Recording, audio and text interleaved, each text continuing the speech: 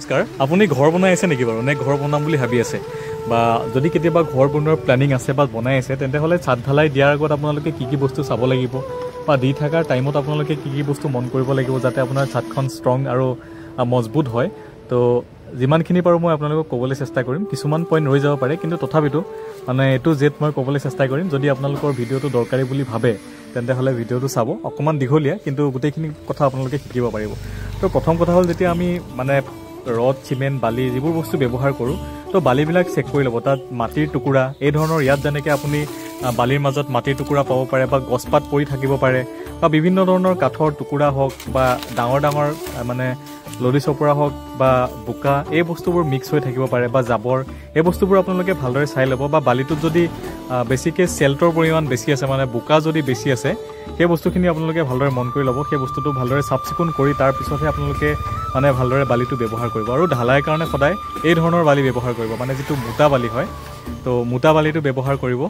এটো হলে কি হয় আপোনাৰ ঢালাইটো বহুত বেছি ষ্ট্ৰং আৰু মজবুত হয় গতিকে এনেকুৱা ধৰণৰ বালি ব্যৱহাৰ কৰিব আৰু পাথৰৰ ক্ষেত্ৰতো এনেকুৱা তো ইয়াত যেনেকৈ আপোনালোকে দেখা পাইছে ধৰক আপোনাৰ প্লাষ্টিকৰ পেকেট হওক মাটিৰ চপৰা হওক গছৰ পাত হওক এই বস্তুবোৰ আপোনালোকে চাই চাফ চিকুণ কৰি ল'ব আৰু বিমত সাধাৰণতে ডাঙৰ পাথৰবোৰ ইউজ কৰোঁ আমি যিবোৰ 3-4 সাইজৰ হয় আৰু যিবোৰ স্লেব আছে মানে স্লেবৰ সময়ত আমি সদায় এনেকুৱা সৰু পাথৰবোৰ ইউজ কৰোঁ মানে যিবোৰ হাফ ইঞ্চিৰ হয় তো আপোনালোকে ডিফাৰেঞ্চ চাওক যিকেইটা মানে ডাঙৰ পাথৰ দেখিছে এইকেইটা আমি সাধাৰণতে বিমবিলাকত ইউজ কৰোঁ আৰু যিবোৰ আমাৰ সৰু পাথৰ আছে সেই সৰু পাথৰবিলাক আমি স্লেবত ইউজ কৰোঁ যাতে মানে ৰডৰ ফাকে ফাকে যাতে পাথৰবোৰ সোমাই যায় বহুত বেছি ডাঙৰ ইউজ কৰিলে বেয়া হানিকম ওলোৱাৰ চান্স বহুত বেছি থাকে গতিকে চাই ল'ব মানে মছলাবোৰো আপোনালোকে ভালদৰে চাই ল'ব যে ঠিকমতে দিছেনে নাই আৰু যেতিয়া আপোনালোকে ছাদখন ঢালাই দিব ছাদখন ঢালাই দিয়াৰ আগত আপোনালোকে চেক কৰি ল'ব যে যিবোৰ আপোনালোকে বাঁহ ব্যৱহাৰ কৰিছে বা স্লেবত যিয়ে বস্তু নিদিয়ক কিয় ওপৰৰ লোডটো পোৱাৰ কাৰণে সেই বাঁহ হওক বা লোহা পাইপ হওক সেই বস্তুবোৰ যাতে মাটিত লাগি নাথাকে বা যদি মানে কিবা কাঠৰ টুকুৰা হওক বা ইটা হওক এনেকৈ দি দিব আৰু এনেকৈ যাতে মানে তলটো দাং খাই নাথাকে কাৰণ ওপৰৰ পৰা যেতিয়া লোড পাব এনেকৈ যদি ফাক থাকে মাটিত তেতিয়াহ'লে ওপৰৰ পৰা লোড পালে সেইখিনি জেগাত বহি যোৱাৰ বহুত বেছি চান্স থাকে তো ইয়াত যেনেকৈ কাঠৰ ওপৰৰ দিয়া আছে তেনেকুৱাকৈ দিবলৈ ট্ৰাই কৰিব আৰু মছলা মিক্স কৰাৰ আপোনালোকে টাইমটো গম পাই চাগে তো মছলাটো মিনিমাম আপোনালোকে 3 মিনিটমান মানে মছলাটো ঘূৰাব লাগে মছলাটো ভালদৰে দিয়ে আৰু আপোনালোকে ৰেচিঅ'টো চাই ল'ব যদি 1 বেগ চিমেণ্ট দি আছে তো 1 বেগ চিমেণ্টৰ হিচাপত আপোনালোকে 1.5 বেগ বালি দিব লাগিব আৰু 3 বেগ পাথৰ দিব লাগিব মানে M20 হিচাপত আপোনালোকে ঢালাই দিব M20 ৰেচিঅ'টো মই ক'লোৱে আপোনালোকক তথাপিতো মই টেগাৰী হিচাপত কৈ দিছোঁ যদি আপোনালোকে 1 টেগাৰী চিমেণ্ট দিছে 1.5 টেগাৰী বালি দিব আৰু 3 টেগাৰী পাথৰ দিব তো এইটো হিচাপত দিব আৰু মছলাটো ভালদৰে মিক্স হ'বলৈ দিব মোটামুটি 3 মিনিটমান যাতে মছলাটো নাই মানে ভালদৰে ঘূৰে তো মছলাটো ভালদৰে মিক্স কৰি ল'ব নহ'লে পিছত ভালদৰে মছলাটো মিক্স নহ'লে ওপৰত গৈ ছাদখনত চপৰা হ'ব বা কোনোবা জেগাত বালি বেছি থাকিব কোনোবা জেগাত পাথৰ বেছি থাকিব গতিকে মছলাটো ভালদৰে মিক্স কৰিব দিব আৰু মছলাটো বহুত বেছি ঢিলাও নকৰিব আৰু বহুত বেছি ড্ৰাইও কৰিব নালাগে তো আমাৰ যিটো হিচাপত মছলা মিক্স কৰিব লাগে একদম মানে না ঢিলা হ'ব লাগে না টাইট হ'ব লাগে তো সেইটো হিচাপতে মছলাটো মিক্স কৰিব যাতে মানে পিছত আকৌ আমাৰ যিটো মানে হেৰি হয় পানীৰ পৰিমাণটো যদি বেছি হয় আমাৰ যিটো কংক্ৰিট থাকে কংক্ৰিট ব্লিডিং যিটো হয় মানে যিটো পানী ওপৰলৈ ওলাই থাকে সেই বস্তুটো হ'ব নালাগে গতিকে পানীও বহুত বেছি দিব নালাগে মছলা বনাওঁতে সেই বস্তুবোৰ আপোনালোকে ভালদৰে চাব আৰু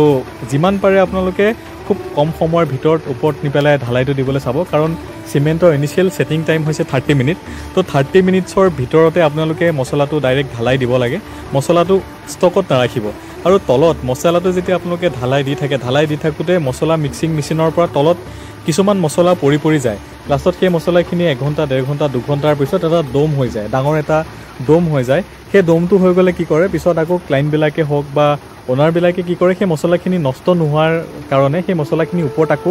মিক্স কৰি পেলাই দি দিবৰ কাৰণে কয় সেইটো কেতিয়াও কৰিব নালাগে কাৰণ চিমেণ্টৰ ছেটিং টাইম যিহেতু 30 মিনিটছ হয় গতিকে 30 মিনিটতকৈ বেছি থকা মছলা সেই মছলাবোৰ আপোনালোকে তলৰ পৰা বুটলি নি পেলাই ইউজ কৰিব নালাগে কাৰণ এবাৰ চিমেণ্টৰ ষ্টেণ্ডটো অহাৰ পিছত বা এবাৰ যদি চিমেণ্টটো টাইট হ'ব সেই চিমেণ্টটো আকৌ ভাঙি পেলাই আপোনালোকে যদি ছাদখন ঢালাই দিয়ে তেতিয়াহ'লে তাৰ প্ৰপাৰ ষ্ট্ৰেংথটো নাপাব যাৰ ফলত আপোনালোকৰ ছাদখন কমজোৰ হোৱাৰ চান্স বহুত বেছি আছে গতিকে এই বস্তুখিনি আপোনালোকে চাব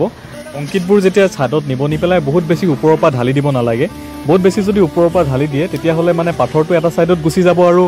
বালিবোৰ এটা ছাইডত গুচি যাব যদি তেনেকুৱা হয় তেতিয়াহ'লে আপোনালোকৰ বহুত বেছি প্ৰব্লেম আহিব পাৰে ইন ফিউচাৰ আৰু এজেগাতে মানে বালি হৈ থাকিব এজেগাতে পানী থাকিব তেনেকুৱা আৰু ভাইব্ৰেটৰ আপোনালোকে ইউজ কৰিব একদম নাপাহৰিব ছাদখন ঢালাই দিলে যাতে মানে ভাইব্ৰেটৰটো লগালগ এজনে কণ্টিনিউ ভাইব্ৰেটৰটো ইউজ কৰি থাকে আৰু ভাইব্ৰেটৰটো আমাৰ যিটো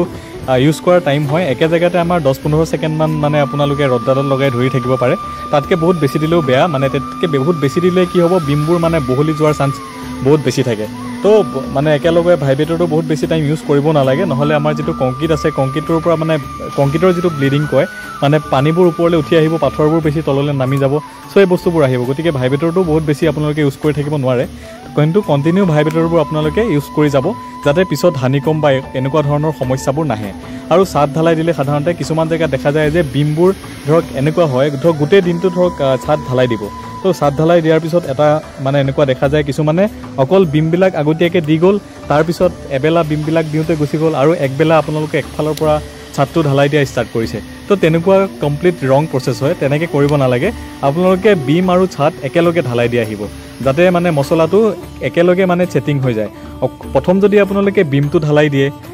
ধৰক এই ধৰণে যদি প্ৰথম বিম ঢালাই দিয়ে তাৰপিছত যদি আপোনালোকে আকৌ এফালৰ পৰা ছাদখন ঢালাই দি আহে তেতিয়াহ'লে বিমটো আপোনালোকৰ মানে শুকাই যোৱা ষ্টাৰ্ট হৈ যাব বা চিমেণ্টৰ যিটো ছেটিং থাকে ছেটিং হোৱাৰ টাইম মানে হৈ যাব তো যাৰ কাৰণে ছেটিং হোৱাৰ পিছত আপোনালোকে ওপৰত আকৌ একবাৰ যদি আপোনালোকে মছলাটো দিয়ে তেতিয়া যিখিনি ড্ৰাই মছলা থাকে সেইখিনি আৰু ওপৰ মছলাখিনিৰ মাজত মানে জইনটো বহুত ভাল নহয় তো ইন ফিউচাৰ সেইখিনি জেগাত আপোনালোকৰ ক্ৰেক আহিব পাৰে বা হানিকম ওলাব পাৰে গতিকে আপোনালোকে একেলগে বিম আৰু ছাদ একেলগে ঢালাই দিব বা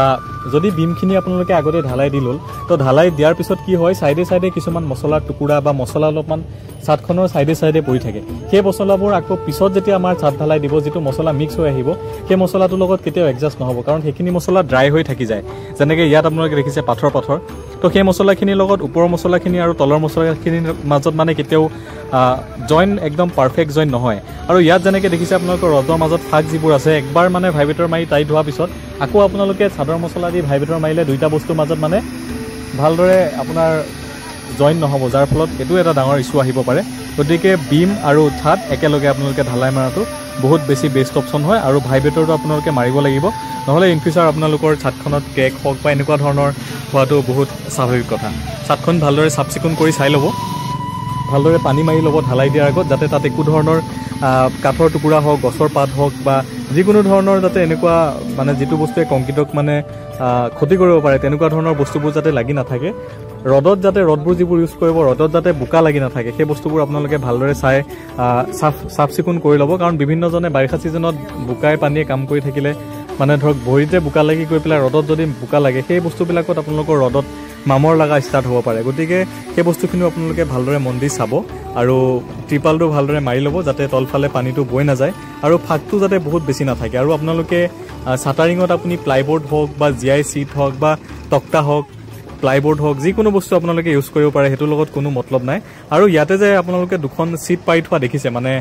ঢালাই যিটো আমি দি আছোঁ ঢালাইৰ লগতে আমি দুখন মানে ঢালাই মছলাটো ডাইৰেক্ট যাতে ছাদখনত পৰি নাযায় সেইটো কাৰণে আমি ইয়াতে দুখন চিট পাৰি দিছোঁ আপোনালোকে ইয়াত যি ধৰণে দেখা পাইছে তো চিটকেইখন এইটো কাৰণে পাৰি দিছোঁ কিছুমানে পাৰি নলয় পাৰি নিদিলে কি হয় মানে ডাইৰেক্ট যদি আপোনাৰ ইয়াৰ মানে এই হেৰিবিলাকত ৰডৰ ফাকে যদি চিমেণ্টবোৰ আমাৰ সোমাই যায় কংক্ৰিটবোৰ এই ধৰণে যদি আমাৰ সোমাই যায় তেতিয়াহ'লে ছেম প্ৰব্লেম হ'ব মানে সেইখিনি বস্তু টাইট হৈ যাব আৰু পিছত যেতিয়া আপোনালোকে মছলা দিব মছলাটোৰ মাজত ভালদৰে জইনটো নহ'ব গতিকে পিছত আপোনালোকৰ এইখিনি ক্ষেত্ৰত ডাঙৰ প্ৰব্লেম আহিব পাৰে আৰু ইয়াত যিবোৰ চিয়াৰ দিয়া আছে চিয়াৰবোৰ আপোনালোকে চাই ল'ব ভালদৰে চিয়াৰবোৰ কি হয় যাতে দুইখন জালি মছলাটোৰ প্ৰেছাৰত বা মানুহ অহা যোৱা কৰিলে যাতে দুইখন জালি একেলগে জইন হৈ নাযায় তাৰ কাৰণে আমি জালিত চেয়াৰ দিওঁ তো চেয়াৰটো দিয়া আছেনে নাই আপোনালোকে ভালদৰে চাই ল'ব আৰু প্ৰত্যেক 1 মিটাৰৰ ভিতৰে আপোনালোকে মানে আমাৰ যিটো কভাৰ ব্লক আছে প্ৰায় 20 mm আমি কভাৰ ব্লক মেইনটেইন কৰিব লাগে বা বিমত 25 mm বা 40 mm